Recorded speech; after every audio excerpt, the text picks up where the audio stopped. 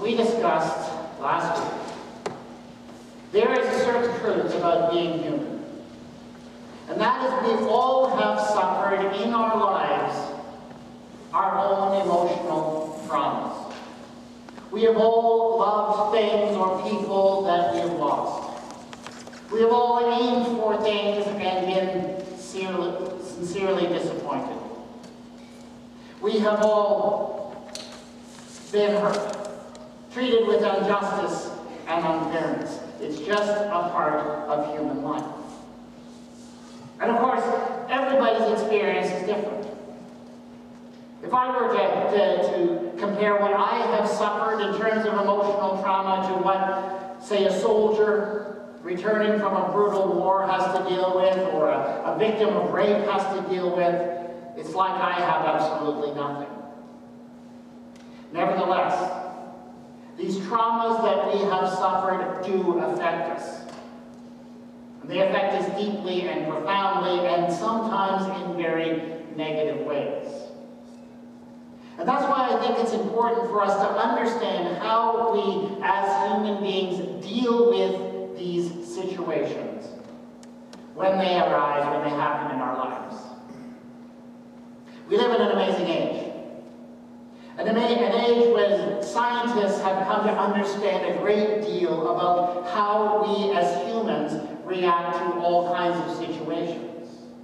And the science of neurology, the study of the human brain, has taught us how we actually respond to these kinds of traumatic events.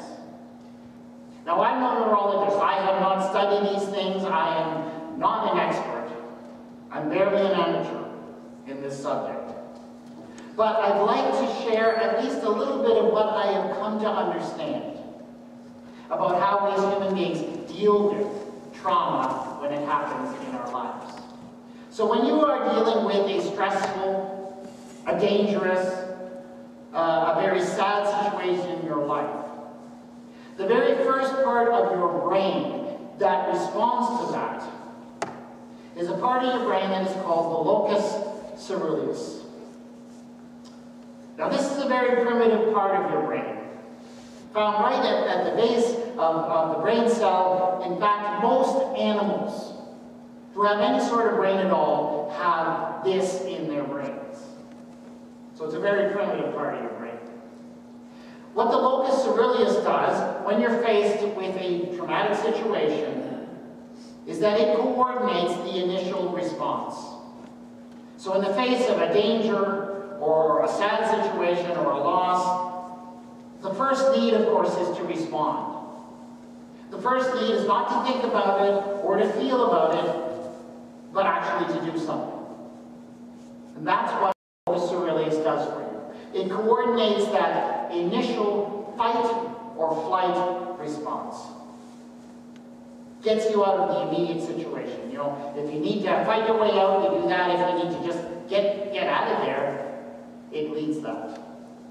So that's the initial, primitive, basic response. Once the locus ceruleus has done its job and you're out of danger, another part of your brain then kicks in.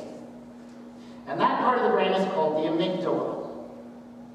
What the amygdala does is it stores the memory of those traumatic events, as well as the emotions that go along with those events. You know, so the anger or the sorrow or the sadness or whatever it is you're feeling all gets stored together with a memory of the events in your amygdala. Again, this is a primitive part of your brain. Any animal that has a spine has an amygdala. So it's very primitive.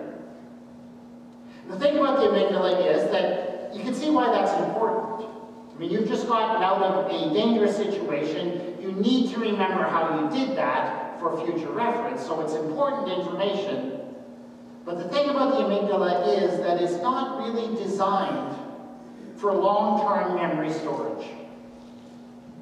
So after a little while, another part of your brain has to kick in.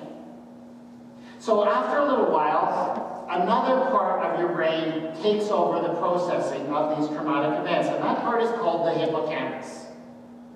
What the hippocampus does is take those memories of that traumatic event and the strong emotions that went with them and begin to process them so that they may be stored someplace else in your brain long term. And the way the hippocampus processes those memories is by putting them into context, by relating them to other things that happened to you, by giving to them meaning. And the hippocampus also plays an important role in you figuring out how to go on with your life. You know, that things can come back together, you can move out of this dangerous situation and get on with your life in a productive way. The thing about the hippocampus is that this process is not something that animals have. It is something that is uniquely human. The work of the hippocampus. And what's more, it is not innate in humans. You are not born knowing how to use your hippocampus. You have to learn it. And so a young child does not have an active hippocampus. So what happens when a young child suffers a loss, even a minor loss? Well, the parents here know exactly what happens. You have a child who, say, loses a favorite toy. How do they react? Oh, you get a reaction. The world is over. Everything is over. Nothing will ever be right again, right? That's a child's reaction to a loss. That is the reaction of the locus coeruleus. That is the reaction of the amygdala. It is natural, it is innate, and it is pure emotion. Now, when that happens, how do the parents respond?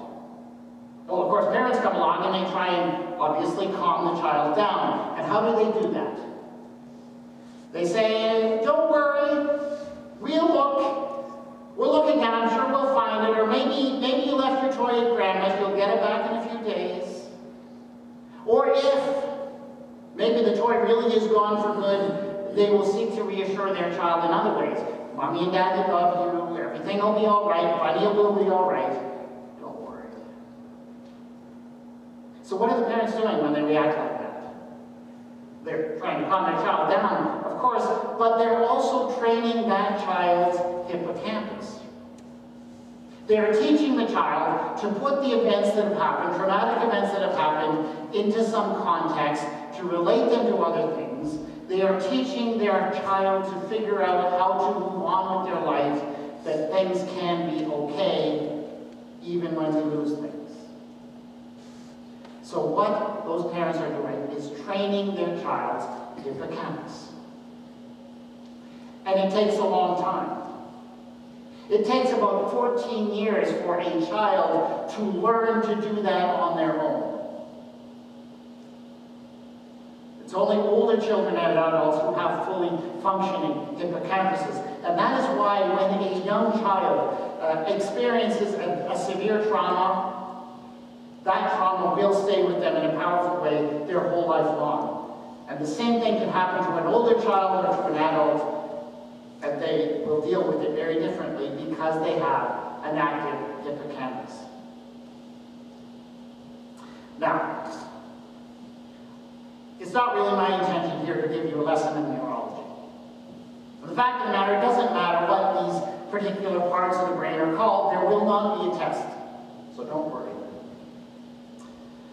The only point I'm trying to make here is this. We were designed to deal with traumatic situations in a particular way. Now, some might look at that and say, no, we evolved to deal with traumatic situations in a certain way, and that's true too, but I think in a very real sense, to say that we were designed that way is even more true. We were designed by our Creator to deal with the traumatic events of life in a certain way. But what happens happens when we don't do that? What happens when we try to short-circuit that process of dealing with the traumatic events that happen to us? We get in trouble. Sometimes we get into deep trouble. And the sad thing is that this is something that happens all the time. I see it happen. I no doubt do it myself sometimes. Have you ever been in this situation? You see someone that you know, that you care for, who suffers a traumatic loss, who loses someone who means a great deal to them in a traumatic way, who maybe has oriented their entire life towards some goal, and that goal is denied to them. Or they suffer an injustice, or they suffer an unfairness, whatever it may be. So they live through this traumatic event, and their reaction, the only reaction you see is, they shrug their shoulders. Oh, what are you going to do? What's done is done, can't be undone. What's the point of reacting? And you're there, you're standing in front of them, and your mouth's open, you're saying, what? You just suffered this incredible loss, and you're not feeling any anger or sorrow or anything? And say, man, what's the point? I can't change what's happened anyways. What's the point of talking about what I'm feeling? You ever seen that reaction? You ever had that reaction? It's very common. And it's problematic. Because you see, if you have lived through a trauma, if you have lost something that is important to you, you have an emotional reaction. The emotions are there. And I could put you in an MRI machine and I could pinpoint those emotions, and they will be in your amygdala. And they will be strong. And yes, of course it's true that what is done and can't be undone. You can't go back and change the outcome of those events. But that does not mean that there is no point in expressing those emotions in a particular way. Because what happens if you don't? All you accomplish if you don't find some constructive way to express those emotions is you manage to bottle them up and physically bottle them up in your amygdala. They're still there. They're still real. And they don't go away. But the problem is, of course, that the amygdala is not designed for long-term storage. And so it overflows. And whenever something happens that at all reminds you of that traumatic experience you had, they will find their way out. And they will probably find their way out in destructive ways. Destructive to you, destructive to the people around you.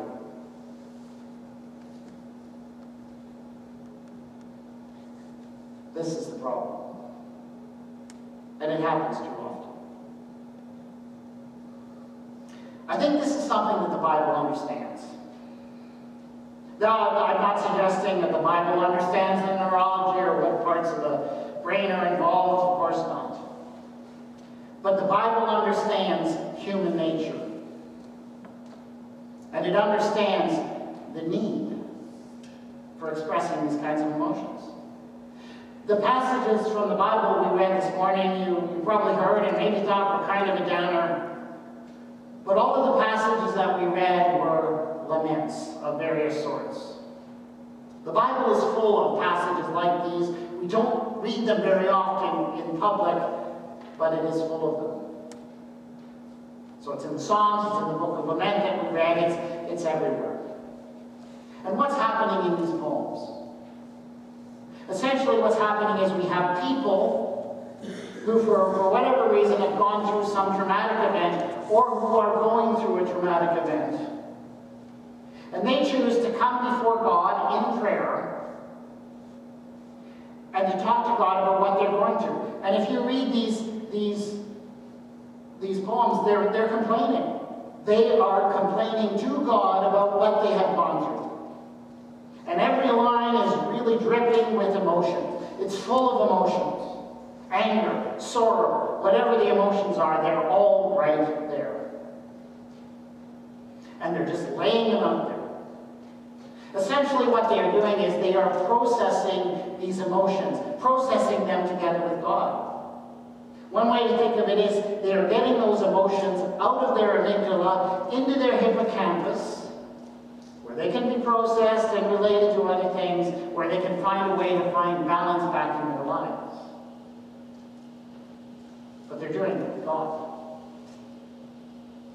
And so this process, this lament, is in fact a spiritual practice. A very valid and important spiritual practice, but unfortunately one that we have lost, it seems, in the modern church. Because I know all kinds of Christians who don't think it's right. You know, if something goes wrong in your life, they don't think you should complain to God about that or anything. That it's wrong to express negative emotions to God. And that the only thing you should say when something goes wrong is you turn to God and you pray, not my will, but yours be done.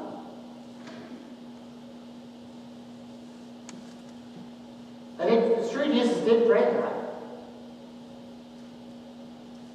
But he didn't pray that right away. He got to that response after a long time in the garden.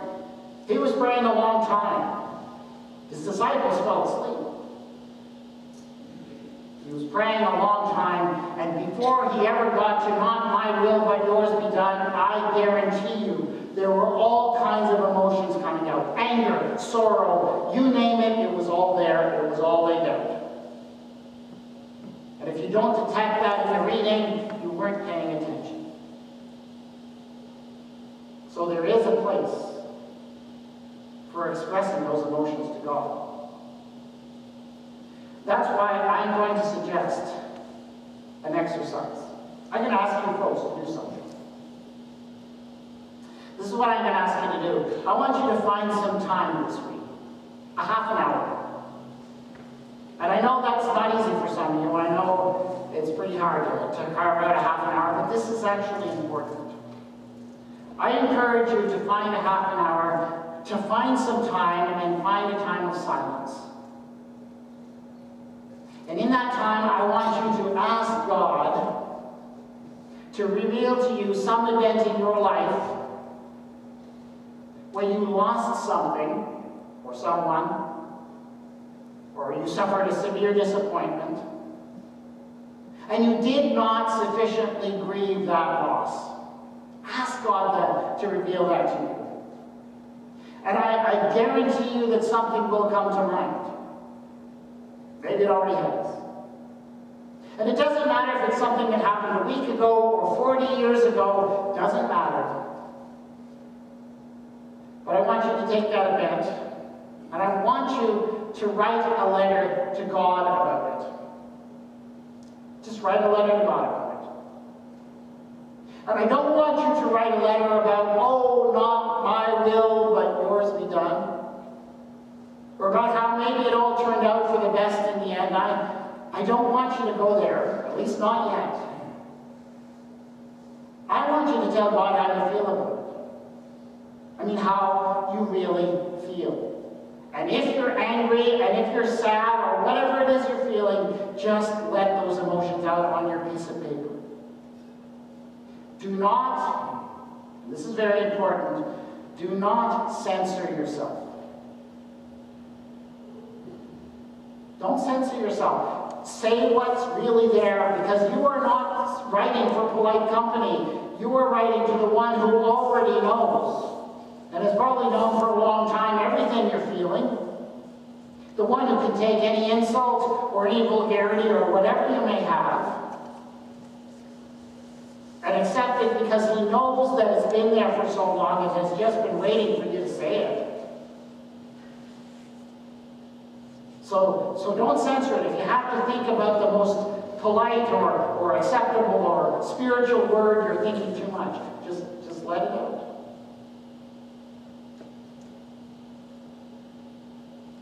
I tried out this exercise a little while ago, and I got to tell you, I was surprised about the emotional ride that I went on. I was writing about something that had happened to me years before. I didn't think about it anymore. I was surprised at the emotions that were right there that were very real. So you may be surprised at what you feel. And it may not be an easy exercise, but it's a worthwhile exercise because it's a way for you to begin to take those emotions that have been stored up maybe for a long time in your amygdala and begin to take them someplace else in your brain and in your life where they can stop being something that destroys you or hurts you or the people around you and can start to be something that builds you up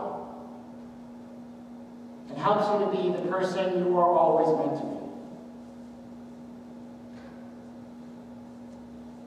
When you're done, if you want, you can rip it up. I mean, you don't. It's for God. You don't have to share it with anybody. If you want to share it with someone, if you want to take the opportunity to process it, obviously only with someone you trust, absolutely only with a group of people perhaps who you could share anything with. If you want to share it with me, you're welcome to do so. That can be a good final step to the exercise, but it's not necessary. This is between you and God, and it can stay there. But I suggest you do it. Because there is a point to lament. There is a reason why the Bible is full of this stuff. It is part of our design. It is how our Creator set up the operating system within us to deal with the stressful and traumatic things that happen in our lives. So we ought to take advantage of that. The practice of lament is but one step on the path to healing and to becoming more and more the people we were always intended to be. And we're going to continue to try and map out that path throughout this season of Lent. But this is a good first step. We take a few moments in silence.